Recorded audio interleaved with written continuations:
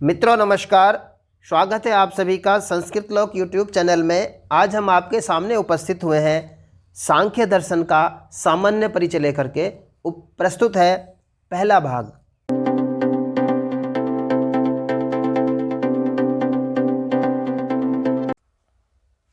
आइए शुरू करते हैं सांख्य दर्शन का परिचय लेकर के। पहला भाग यहाँ पर शुरू करने वाले हैं मित्रों। और आप जानते हैं कि सांख्य दर्शन संस्कृत की परीक्षाओं में पूछे जाने वाले महत्वपूर्ण विषयों में से एक है। सांख्य दर्शन संस्कृत की परीक्षाओं में पूछा जाता है, अन्य भी दर्शन पूछे जाते हैं। हम इसको पूरा पढ़ेंगे सांख्य दर्शन को, लेकिन फिलहाल हम यहाँ पर केवल उसका एक सामान्य परिचय ले रहे हैं। सांख्य दर्शन के अंदर कौन कौन से विषय हैं, सांख्य दर्शन को जब हम पढ़ने बैठते हैं तो क्या पढ़ते हैं, वो सब हम यहाँ पर पढ़ने वाले हैं। तो आइए देखिए, सबसे पहले तो हम शुरू करते हैं कि दर्शन किसे कहते हैं, क्योंकि दर्शन को ही समझना सबसे पहला कार्य है। पहली बात तो। दूसरा बात यह है कि दर्शन के विषय में भी आपकी परीक्षाओं में बहुत सारे प्रश्न पूछे गए हैं। और पिछले यदि आप कभी प्रश्न पत्र उठाकर देखते हैं तो आप वहाँ पर पाएंगे कि भाई इसी तरह के प्रश्न भी पूछे गए हैं। तो सबसे पहले तो ये देख लो कि ये दर्शन शब्द बना कैसे है। तो दर्शन शब्द की यदि उत्पत्ति देखी जाएगी तो वहाँ पर हम देखेंगे कि दृश्य धातु से ल्युट प्रत्यय लगता है। दृश्य धातु से ल्युट प्रत्यय लगाएं तो शब्द बन जाता है दर्शन। अब ये जो दर्शन शब्द बन गया ल्युट प्रत्यय लग करके, इसका अर्थ क्या होता है? इसका अर्थ होता है जिसके द्वारा देखा जाए, जिसके द्वारा हम किसी वस्तु को देखें उसको हम बोलेंगे दर्शन।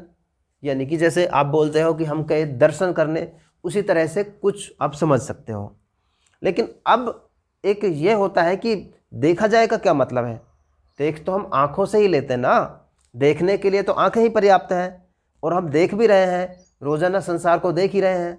अगर आप ये कहते हो कि दर्शन के द्वारा संसार को देखा जाए, तो देख तो रहे हैं, लेकिन किस तरह से देख रहे हैं, ये आप दो चीज़ें होती हैं।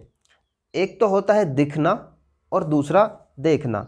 अब इनको यदि आप समझ लीजिए कि ये क्या है। पहला एक शब्द है दिखना और दूसरा है देखना। इन दोनों में थोड़ा अंतर होता है, थोड़ा अंतर नहीं, बहुत ज़्यादा अंतर होता है। दिखना, एक उदाहरण देखते हैं कि आपके घर के सामने कोई पड़ोसी रहते हैं और उनके पास एक कार है और आप उसको काफ़ी लंबे समय से आपको दिख रही है। अचानक ऐसा हुआ, आपके पड़ोसी ने कहा कि हम कार बेच रहे हैं, और आपने कहा कि मुझे कार खरीदनी है। तो उसके बाद आपने कहा कि मैं पहले कार को देख लूं, उसके बाद हम उस पर चर्चा कर लेंगे कि किस तरह से कितने पैसों में इसको लेना है। अब आप उसको पहले से ही, बहुत पहले से ही देखते आ रहे थे, वो आपको देख तो रही थी, आप उसमें कई बार बैठ भी चुके थे, लेकिन अब जब आप उसको खरीदना चाहते हैं तो आप उसको फिर से देखना चाहते हैं। यही अंतर होता है दिखने में और देखने में। जो मतलब इसको आप ऐसे समझ सकते हो कि सरसरे तौर पे जो चीज़ें दिखती रहती हैं वो तो दिखना हो गया, और जिसको हम विशेष तौर पर देखते हैं, नए दृष्टिकोण से देखते हैं, उसको हम देखना बोलते हैं। तो हम यहाँ पर दर्शन के द्वारा वस्तुओं को नए दृष्टिकोण से देखते हैं। उनको हम इस तरह से देखते हैं जिस तरह की हमने इनको पहले नहीं देखा था। संसार में बहुत सारी वस्तुएं बनी हुई हैं, ये हमको दिख रहा है, लेकिन ये सब चीज़ें बनी कैसे, इनकी उत्पत्ति कहाँ से हुई, वो ही दर्शन का विषय है। जब हम ये देखने लग जाएं कि संसार किस तरह से पैदा हुआ, संसार का पैदा करने का उद्देश्य क्या है, संसार को किस तरह से बनाया गया, जब हम इन चीज़ों को देखते हैं मित्रों, तो उसी को हम दर्शन कहते हैं। आप ये समझ सकते हो।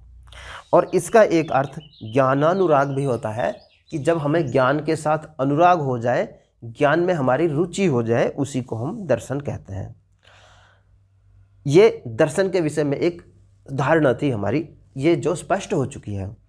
अब हम देखते हैं कि दर्शनों की संख्या, जो कि कई बार पूछी जाती है, तो दर्शनों की संख्या, भारतीय दर्शनों की अगर बात की जाए तो वहाँ पर 9 दर्शन होते हैं। तो ये 9 दर्शन किस तरह से हैं उसको आइए हम अगली साइड में देखते हैं। इसमें हमारे पास कुछ तो हैं आस्तिक दर्शन, जिनकी संख्या की हमने यहाँ पर 6 लिखी हुई है, और बाकी के 3 हमारे पास नास्तिक दर्शन हैं। तो ये आस्तिक दर्शन कौन से हैं ये आप सामने देख रहे हो, जिनमें से पहला है न्याय दर्शन, दूसरा वैशेषिक दर्शन, तीसरा योग दर्शन, चौथा मीमांसा, सांख्य और छठा दर्शन वेदांत।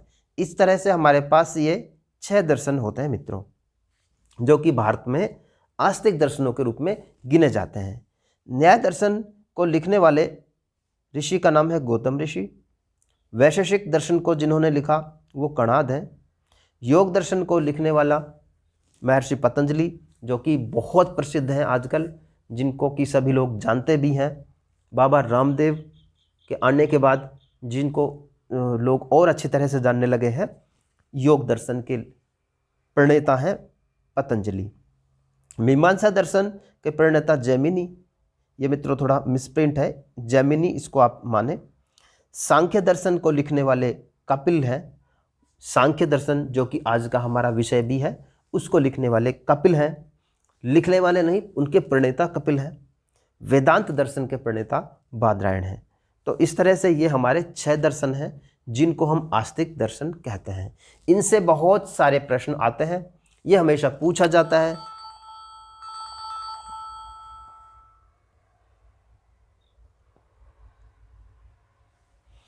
आस्तिक दर्शनों की संख्या भी पूछी जाती है, आस्तिक दर्शनों के प्रणेता भी पूछे जाते हैं। कभी कभी आपसे पूछ लिया जाता है कि मीमांसा दर्शन के प्रणेता कौन है, तो जैमिनी आप बता सकते हैं। सांख्य दर्शन जो आज का हमारा विषय है, उसके प्रणेता कपिल हैं। वेदांत के बादरायण हैं। इस तरह से आप इसको देख सकते हैं। आप चाहें तो यहाँ पे इसका स्क्रीनशॉट लेके रख सकते हैं और उसको बाद में आप याद कर सकते हैं। ये हमारे 6 आस्तिक दर्शन हैं। इसके अलावा 3 नास्तिक दर्शन भी हैं, जिनका नाम है जैन दर्शन, बौद्ध दर्शन और चार्वाक दर्शन। जैन दर्शन आप जानते हो, जो कि जैनियों से संबंधित है। बौद्ध दर्शन बौद्ध धर्म को मानने वाले लोग, और चार्वाक दर्शन को चार्वाक आचार्य के मानने वाले लोग चार्वाक दर्शन को मानते हैं। इनमें से हम जैन दर्शन को तत्व मीमांसा भी कहते हैं, बौद्ध दर्शन को प्रमाण मीमांसा भी कहा जाता है, और चार्वाक दर्शन के लिखने वाले चार्वाक दर्शन को लोग आचार्य मीमांसा भी कहते हैं। इन तीनों दर्शनों को मित्रों नास्तिक दर्शन कहा जाता है। इनका आप ये याद कर सकते हैं। इसके अलावा ये भी कभी पूछा जाता है या आपको समझना चाहिए कि इनको नास्तिक दर्शन क्यों कहा जाता है। नास्तिक के विषय में संसार में ये धारणा है लोगों में, ये लोग कहते हैं कि नास्तिक उसको कहते हैं कि जो ईश्वर को नहीं मानते। सामान्यतः यही माना जाता है कि जो ईश्वर को मानते हैं वो आस्तिक, और जो ईश्वर को नहीं मानते वो नास्तिक होते हैं। लेकिन जब हम दर्शनों के विषय में इस तरह की बातें करते हैं, तो वहाँ पर जो वेदों की निंदा करते हैं उनको नास्तिक कहा जाता है, जो वेदों को मानते हैं उनको आस्तिक कहा जाता है। तो यहाँ पर जो इनके बीच में जो भेद किया गया है वो वेदों के आधार पर किया गया है, ना कि ईश्वर के आधार पर। तो जो वेदों को मानते हैं वो आस्तिक, जो वेदों को नहीं मानते हैं वो नास्तिक। इस तरह से इनकी आप एक तरह से इनका वर्गीकरण मान सकते हैं मित्रों। ये कहा गया है कि नास्तिकों वेद निंदक है, वेद की निंदा करने वाले नास्तिक हैं और वेद को मानने वाले आस्तिक हैं। अब हम आते हैं अपने मूल विषय सांख्य दर्शन पर, और जैसे कि हमने पहले हम देख चुके हैं कि सांख्य दर्शन इसके आचार्य कपिल हैं, जिसको हमने अभी पिछली स्लाइड में देख लिया था।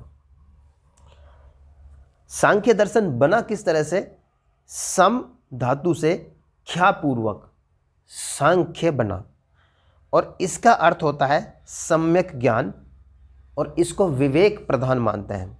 सांख्य दर्शन का आप इस तरह से अर्थ समझ सकते हो कि इसका अर्थ होता है सम्यक ज्ञान, अगर आप इसका विभाजन दूसरी तरह करें तो।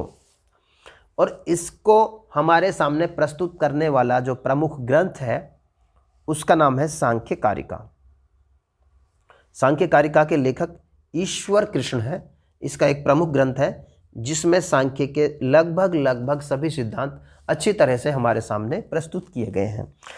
और इस सांख्य कारिका के अंदर 70 कारिकाएं हैं, इसीलिए इस सांख्य कारिका को सांख्य सप्तती भी कहा जाता है। सप्तती अर्थात 70, तो 70 इसके अंदर कारिकाएं हैं, इसलिए इसको सांख्य सप्तती भी कहा जाता है। इस प्रश्न को भी कई बार घुमा कर पूछा जाता है, कई बार पूछ लिया जाता है कि ईश्वर कृष्ण द्वारा लिखित ग्रंथ कौन सा है? क्या वो सांख्य कारिका है, क्या वो सांख्य सप्तती है, या ये दोनों एक ही के नाम है, या इनमें से कोई नहीं? तो जहाँ भी आप देखें तो वो सांख्य कारिका, सबसे पहले तो आप सांख्य कारिका ही को माने, अगर दोनों हैं तो आप दोनों को ही माने, या क्योंकि सांख्य कारिका को ही 70 कारिकाएं होने के कारण सांख्य सप्तती कहा जाता है। सांख्य कारिका या सांख्य दर्शन के जो प्रमुख सिद्धांत हैं वो कौन से हैं, उनको देख लेते हैं एक बार। सांख्य कारिका के अंदर या सांख्य दर्शन के अंदर जो प्रमुख सिद्धांत हैं वो तो हैं सत्कार्यवाद, द्वैतवाद, त्रिविध दुख, 25 तत्व, विकासवाद और निरीश्वरवाद। तो इस तरह से ये 5-6 इसके प्रमुख सिद्धांत हैं या जिनको सांख्य दर्शन मानता है। इन्हीं को लेकर के हम आगे बढ़ेंगे। तो अब देखिए इसका जो सबसे प्रमुख सिद्धांत है वो कौन सा है? सबसे प्रमुख सिद्धांत है सत्कार्यवाद, क्योंकि ये मानते हैं, सत्कार्यवाद का अर्थ होता है मित्रों कि सत्कार्यवाद यह मानता है कि जो भी कोई वस्तु पैदा हुई है उस वस्तु का अस्तित्व पहले से ही मौजूद है। उसका अस्तित्व चाहे बीज रूप में ही क्यों ना हो, लेकिन है पहले से मौजूद, इसी को हम सत्कार्यवाद कहते हैं। दूसरा, ये जो प्रमाण मानते हैं, तो कितने प्रमाण मानते हैं? ये लोग 3 प्रमाण मानते हैं, प्रत्यक्ष प्रमाण, अनुमान प्रमाण और शब्द प्रमाण। इन तीनों को भी हम आगे जाके पूरे डिटेल्स में पढ़ेंगे। तत्वों की अगर बात की जाए तो ये लोग 25 तत्वों को मानते हैं। अब ये 25 तत्व कौन से हैं इनको भी हम विस्तार में पढ़ेंगे। और गुणों की यदि बात की जाए तो गुण, सत्व, रज और तम, इन तीनों को ही सांख्य दर्शन मानता है। सांख्य के अनुसार 3 गुण हैं जो कि सत्व गुण है, रजोगुण है और तमोगुण है। सत्व गुण सुखात्मक है, उसके अंदर सुख है, रजोगुण दुखात्मक है और तमोगुण मोहात्मक है। इस तरह से सांख्य दर्शन के अंदर 3 गुण माने गए हैं मित्रों। प्रकृति की उत्पत्ति किस तरह से हुई है, ये एक बहुत प्रमुख विषय इसमें दिया गया है। तो इसमें बताया गया है कि सबसे मूल तत्व प्रकृति थी। प्रकृति का परिवर्तन होकर के महत्व तत्व या बुद्धि तत्व बनता है, और महत्व तत्व या बुद्धि तत्व से अहंकार उत्पन्न होता है, अहंकार की उत्पत्ति होती है। और इसी अहंकार से 5 तन मात्राएं, 5 ज्ञानेंद्रियां, 5 कर्मेंद्रियां और मन, ये 11 उत्पन्न होते हैं, और इनसे 5 महाभूत उत्पन्न होते हैं। तो इस तरह से यदि हम देखें तो नंबर 1 प्रकृति, और नंबर 2 महत्व तत्व या बुद्धि तत्व, नंबर 3 अहंकार, 3 ये यहाँ तक हो चुके हैं। इसके बाद 5 तन मात्राएं, 5 ज्ञानेंद्रियां, 5 कर्मेंद्रियां और 5 और 1 मन, इस तरह से 11 ये हो गए, 11 ये और 3 पहले वाले, 11 और 3 18 और 5 महाभूत। इस तरह से ये सब मिला करके 24 तत्व होते हैं। बाद में एक पुरुष मिल जाता है और इस तरह से ये 25 तत्व पैदा होते हैं। इसके बारे में हम एक अलग से वीडियो बनाएंगे, पूरा डिटेल वीडियो होगा और उसके बारे में हम समझेंगे। तो आज हमने यहाँ पर फिलहाल ये समझा कि सांख्य दर्शन कहाँ से, इनके प्रणेता कौन है, दर्शन किसको कहा जाता है, इसके अलावा इसमें कौन कौन से प्रमुख तत्व हैं, ये सब चीज़ें हमने पढ़ी। इसके अलावा हम दूसरा भी वीडियो लेकर आएंगे बहुत जल्दी, जिसमें हम बाकी चीज़ों को डिटेल से पढ़ेंगे। तो मित्रों, यदि आपको ये वीडियो पसंद आया है तो आप इसको लाइक करें, आप हमारे चैनल को सब्सक्राइब करें और अपने दोस्तों के साथ इस वीडियो को शेयर करें। धन्यवाद मित्रों, जल्द ही मिलेंगे किसी नए वीडियो के साथ।